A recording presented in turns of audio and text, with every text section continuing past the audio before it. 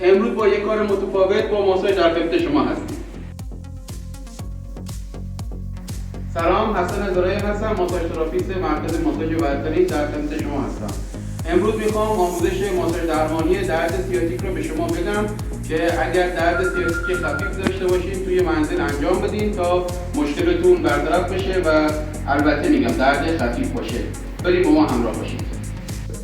خب اول یکم روغن برمی‌داریم. حالا فرق نمی‌کنه چه روغنی باشه، هر روغنی باشه که دست روی پوست راحت حرکت کنه. روغن می‌زنید روی کمر، پیله های کمر رو آروم ماساژ طرف بالا. حواستون باشه فشار روی ستون مهره ها به هیچ عنوان نباید بیارید، فقط روی پیله ها عضلات صاف کننده ستون فقرات به طرف بالا.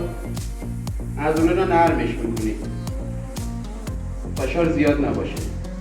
یکی دو دقیقه که با فشار معمولی ماساژ دادین یواش یواش فشار چیکار میکنید؟ حالا برای اینکه وقت کمه فشار یکم بیشترش میکنید به طرف بالا، کنار، وسط. میتونید بخواید فشار زیاد باشه پشت دستتون رو چرخ کنید با اینجای دست ماساژ طرف بالا، فشار